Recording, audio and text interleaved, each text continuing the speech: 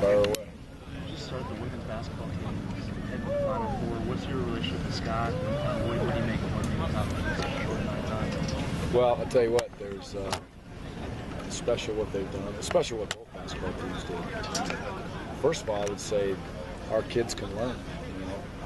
Watching them compete, both the men's team and the women's team. For the women's team to still be playing, if you sat back and watched that last game, which I know our kids are watching because I get reports, and it's not just the boyfriend, girlfriends on the team. It's definitely united watching those kids play, and the way they compete is fun to see. It's a wonderful accomplishment, obviously, and very, very well deserved. So they are a fun basketball team to watch. And I would also again say that with our men's team, we were a very fun basketball team to watch for us through the year. And congratulations to all those kids. Congratulations to the coaches. Do you have any kind of relationship with Scott, and do you have plans specifically to watch on Sunday? I don't know where I'm going to watch. I'll tell you where I'll watch it. I'll watch it in my patio. With this weather, where else will I watch it? So I'm going to be in my patio watching that game for sure.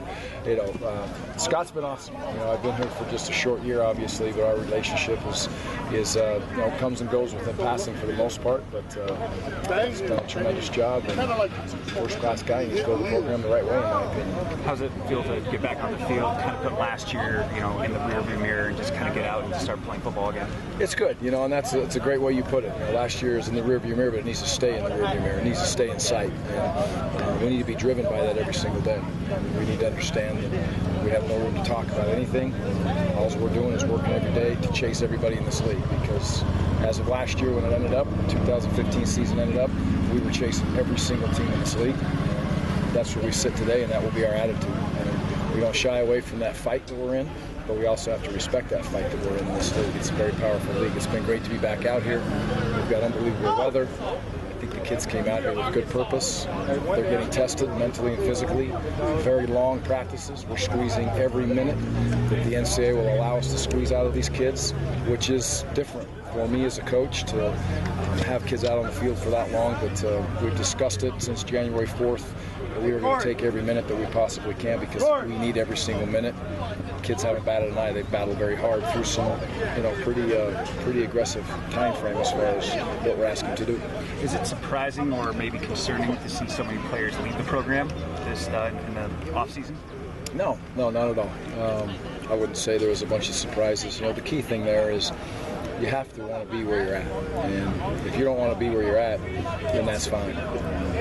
I wake up every day extremely blessed, happy, smile on my face where I'm at, and the kids that are here are the kids that are here. Why they leave, different reasons. There's no reason to point fingers or look at kids in any different way. Every kid that's left this program, for whatever reason they've left this program, has made a decision, and you have to want to be where you're at. And we say that in recruiting all the time. There's a fit for every young man. There's a fit for every type of player. And if it's not your fit, don't sit here and be miserable. But we are going to hold you accountable to a high level. So if you don't want to be held to a high level of accountability on the field, off the field, in your social life, your academic life, then you better run away, because you'll get caught. The amount of time that you're putting in each day, is that comparable to what you ever did at Utah State or any of the other previous jobs you've been in? Similar to what would have been our second year at Utah State, really probably our third year at Utah State. This is a little bit more amped up. Just the way we're doing our walkthroughs on the field. We'll come out to practice and have really 30 minutes of walkthrough before, a little bit less meeting time. The design is to let the kids understand a game is 3 hours and change, however long that is. You have to focus for that. The days when we meet, and then we eat, and then we get dressed for practice, then we have walkthroughs, and then we practice. That's about a 6-hour stint. 2 of those hours are not dealing with football, because that would be illegal and we'd never break a rule. But they are here for an extended period of time. That's to basically say from the time you eat a pregame meal until that game's over with, that's approximately how long it takes. And you need to be able to lock in that period of time, not just physically, but mentally, and then you have to finish strong at the end. So there is definitely a plan behind the madness, I suppose, if you want to state that, but they're handling it well right now. The new guys who are here, both JC and from high school, who stood out this first week even this early? I would say this. I'm not going to really say any of them stood out to this point, but they're all contributing. They're all mentally handling it extremely well, and physically they're showing some good tools. So they're showing that they warranted being recruited. They've shown that they put in the time to get here on a mental standpoint, a physical standpoint, to at least be in drills and compete. And I'm proud of them. They've done some really good things. Now as we continue to grow, today we had pads on for the first time. A couple of them showed up here and there, but every single one of them is where we would hope that they would be. Not necessarily ahead, because when we recruit a kid, we expect them to be a good football player, and they are good football players. It's still early, but just your initial thoughts on how Garrett's performing, and is it basically pretty much his job to lose, do you think? Well, I don't think I'm prepared to say it's anybody's job at any position right now on this team. I think Daryl's doing some good things out there. Marcus has definitely grown into the position over the year. There's no question about it. Mason's a starry-eyed freshman with a whole bunch of information going through his mind right now, which isn't to be expected. But Daryl has done some good things. He's worked his tail off for this opportunity. Had the year off to sit back and prepare and think about things mentally, and got himself, I think, in a pretty good position physically. So it's fun to watch those two go, the two experienced guys back, get in there and battle it out. I would say this, I think, as you have some confidence there, where the balls are going, how the balls are getting to you, you're going to see the wide receivers become more confident and understanding, hey, I run the right route, pretty good chance that ball's going to be on me. And that's fun to see that start to take place the first couple of days. You're coaching the defensive line for the first time, or for the first time this year. How have you kind of made that adjustment to handling head coaching duties and coaching position? Yeah, it's fun for me. It's been great to be able to get back into a room and deal with the kids day-to-day basis. You really get to know kids even closer when you have them in a room together. So that's a great opportunity for me. I get to sit in the defensive rooms, and I've got enough people on the outside now that can help me go through my day and manage my day, what I need to do as a head coach. It's awesome. I love it. It's a good spot for me to be in. I need that right now. I mean, we're all pushing hard. I feel like I need to push myself as hard as I can. Having 5 coaches on defense is a good thing for us. It's very comfortable for me to coach the defensive line. It's great for Coach Chad to move back and be with the outside linebackers. And if they can overcome their coaching, the D-line might be pretty good. We'll see what happens. The team's sporting some new helmets with different shields, and what's kind of the story behind that? Or the position identity was a big thing for us. We've talked long and hard about culture change, which we needed. There's a reason why at the end of the year we took the amount of kids we took to the Oregon game. We were in a major spot that we had to make a decision as a team, as a group of coaches, as a group of players, to change a culture or stay where we are, and we don't want to stay where we were.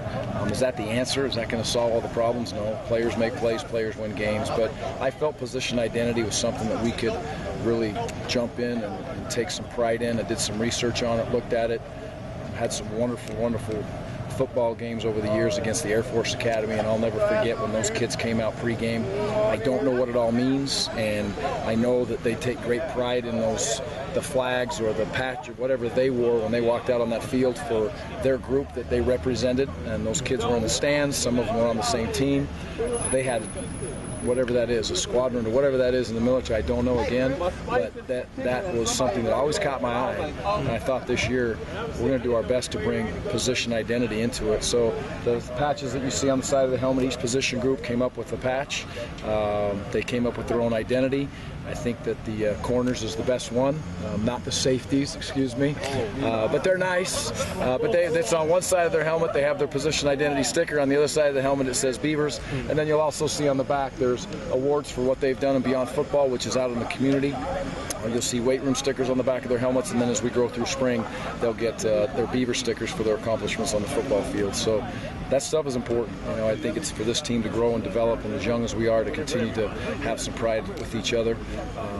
I ramble on when I start talking about this, but this plan took a long time to come up with, and I think the kids are doing a great job with it.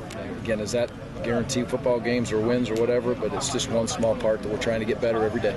So, during the game helmets, are you guys going to be handing out stickers for them like Ohio State does, or? No, not during the season. Okay. We will during practice. That's just basically a practice thing for us, and we will not put the stickers on the back of the helmets for games, but we will do that continually through spring football. Probably not during fall, but fall camp, yes. And then we'll break down the position stickers. We'll have a spot on each kid's game helmet, but it won't be the whole side. You talked about also establishing winners and losers for each day, each week. How guys respond to that? How does that process go about? Yeah, well, what we've done is, again, we've taken a kind of a new approach to that. It's not far departure from what we've done in the past. We used to, after practice, the team that won the day or the side of the ball that won the day would basically, after practice, run or do something to remind them that they won the day or they lost the day. Now we take it to a new step to that. Each kid is graded every single day on were they a winner that day, did they have any loafs, that's 100% effort is expected, and then were they a difference maker. And they have an ability to get a helmet on their sticker on the back of their helmet if they accomplish that. And then we have the competitive goals. Every competitive goal that we see out here in special teams, the team periods are all not just graded, but they're held to the accountability of, was it a winning performance? Was it good enough to help us win games in the Pac-12? Because that's what our ultimate goal is, obviously, and we failed at that miserably a year ago, so we don't know what that feels like to win the Pac-12. We've got to figure it out. So every single day we're going to ask them to compete. Were you a winner or were you a loser? We're going to ask them to play with maximum effort. If you have one loaf, it's one too many. You're not 100%. We expect you to be 100% there because you control that as a person. You control that as a position group. And then obviously, lastly, were you a difference maker? If you're going to win games in the Pac-12, number one, you better be good. Okay? Number two, you better be very well coached. And number three, you better have special kids that can take the average play and make it become a great play. Or you will never win a game in this conference. And that's the whole identity between the winners and the losers and being difference makers. These are position coaches who decide this? Yeah, position coaches, and that goes to coordinator, and it's decided in a group every night. 5 o'clock we'll meet tonight, and we'll decide on the winners and the losers, difference makers, and the effort kids. With Brent Vanderveen leaving, does that open a spot for somebody else to come in, or how does that work as far as the numbers? Spring numbers Not right now. We'll see. As we go through spring recruiting, there's always somebody that pops up, And in regards to Brent, much due respect to a tremendous young man. I don't think leaving the program or quitting the program, I know it's not the case with him. It's time to move on in life, and I completely respect that with young men. He's going to get his degree.